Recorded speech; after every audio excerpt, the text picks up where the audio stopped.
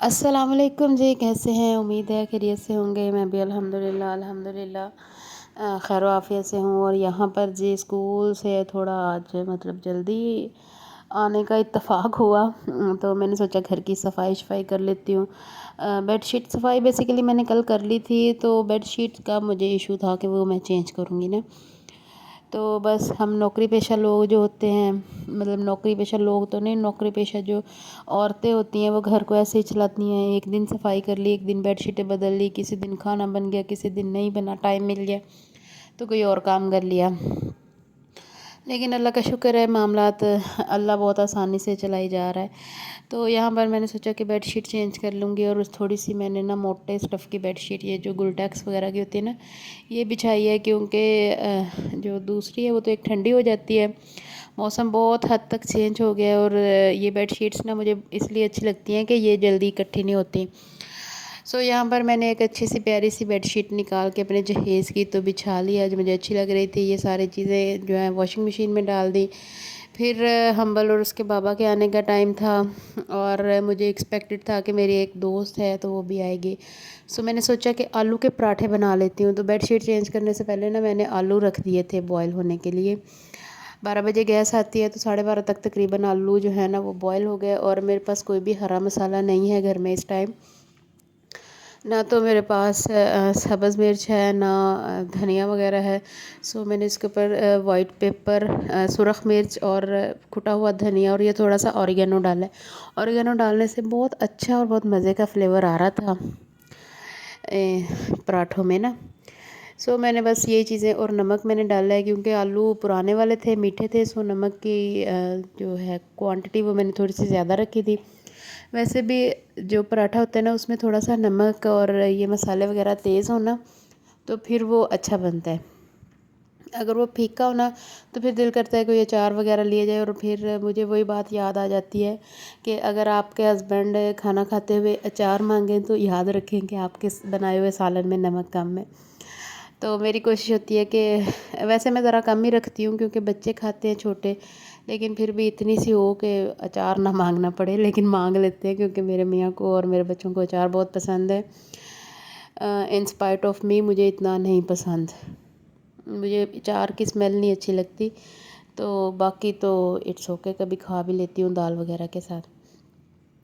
तो यहाँ पर जी जो पराठे हैं ना वो अच्छे खूबसूरत और ख़स्ता बनाने के लिए बस एक ही टिप है कि जो आपने बड़े लेने हैं ना, पेड़े छोटे लेने हैं, इंतहाई छोटे लेने हैं, ठीक है।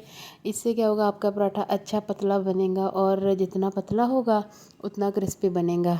सो यहाँ पर मैंने जी दो जो पेड़ों वाला पराठा नहीं होता वो बनाया है, वरना मैं दूसरा भी बना सकती हूँ, लेकिन उसके लिए मुझे ये होता है कि फ़िलिंग बाहर निकलना शुरू हो जाती है ना, वो जो एक ही पेड़े के अंदर आप फ़िलिंग लगाते हो। सो मुझे वो इतना, मैं उसकी माहिर नहीं हूँ, ये मैं बहुत अच्छे से बना लेती हूँ अल्हम्दुलिल्लाह।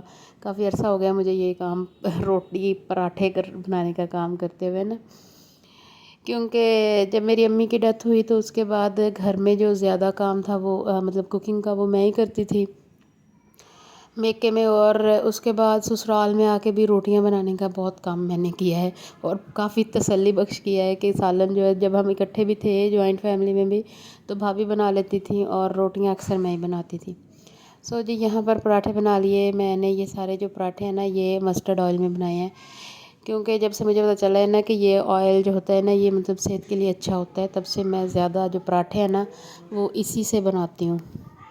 सो जी यहाँ पर मैंने 4 पराठे बनाए, 3 अपने और बच्चों के लिए, एक अपने बच्चों का, एक मेरा, एक उनके अब्बा का, और एक मैंने मेहमान के लिए बनाया। मैंने कहा चलो आज मेहमान को चाय बिस्किट या चाय और इस तरह की चीज़ों के अलावा पराठा खिलाते हैं। दूसरा, उसने स्कूल से आना था, सो मुझे ये था कि ऑब्वियसली भूख लगी होगी उसको, तो इसलिए फिर मैंने कहा कि कोई पक्का इंतज़ाम करती हूँ उसके खाने का। और नेक्स्ट उसने खाना खा के तो आगे एकेडमी जाना है, और एकेडमी में वो सीएसएस की तैयारी कर रही है। तो आपसे गुजारिश है कि उसकी कामयाबी के लिए दुआ करें, अल्लाह उसे कामयाब व कामरान करे। अच्छा जी, खाना शाना बना के फिर मेहमान को खिला के, मेहमान के जाने के बाद जी बर्तनों की बारी आ गई। ये स्टैंड जो है ना ये तो इतना भर जाता है बर्तनों से कि हर दफ़ा बर्तन नए धोने से पहले ना इसको मुझे वो करना पड़ता है, हालाँकि हमारी फैमिली बहुत छोटी-सी है, लेकिन फिर भी बर्तन बहुत जमा हो जाते हैं। पता नहीं बर्तनों को अल्लाह ने किसी बाबे की दुआ लगी हुई है कि वो उनमें बरकत ही पड़ी रहती है। तो जी यहाँ पर ये सारे बर्तन हैं और मैंने कैमरा सेट कर लिया है कि इनको मैं करती हूँ, धोती हूँ। और आज तो जी मैंने सारे दिन के बर्तन नहीं धोए, सारे दिन के बस इकट्ठे करके रखती रही कि अब एक ही दफ़ा दूँगी धोऊँगी, क्योंकि ना मौसम बहुत चेंज हो रहा है और पानी जो है ना वो जितनी दफ़ा भी हाथों को लगता है हाथ इतने ड्राई हो जाते हैं, और मुझे लगता है हमारे घर के पानी से कुछ ज़्यादा ही ये इशू आता है। सो मुझे बार बार हाथों को ना लोशन लगाना पड़ता है। सो सर्दियों में बस मैं यही काम करती हूँ, सारे बर्तन टोकरी वगैरह में इकट्ठे करके रख लेती हूँ और फिर रात को एक दफ़ा पानी अच्छे से गर्म करती हूँ और फिर गर्म पानी से धो लेती हूँ। अब आप सोच रहे होंगे कि मेरे पास इतने बर्तन हैं। हाँ, मेरे पास इतने बर्तन हैं। मैं 4-4 5-5 कप रख लेती हूँ, 2-2 3-3 सॉस पैन इकट्ठे कर लेती हूँ, 8-8 10-10 प्लेटें इकट्ठे कर लेती हूँ। लेकिन ये सारे बर्तन आज तो इस तरह सिंक में पड़े हुए हैं, इसके बाद मैं एक टोकरी रख लूँगी और सारा जो धोने वाले बर्तन होंगे ना, उनको मैंने एक टोकरी में रख लेना है और उसके बाद इनको साफ़ कर लेना है। लेकिन गर्मियों में मैं इस तरह नहीं करती। गर्मियों में फिर मैं बार-बार बर्तन धोती रहती हूँ। फिर बार-बार बर्तन धोने से होता है ना, हाथ पानी में जाते हैं तो सुकून मिलता है।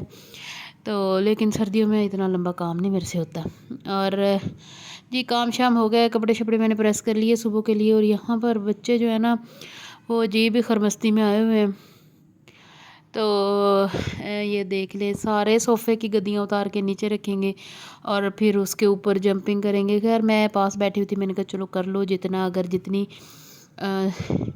सेल्फ सेटिस्फेक्शन आप लोग हासिल कर सकते हैं उन गद्दियों से, कर लो।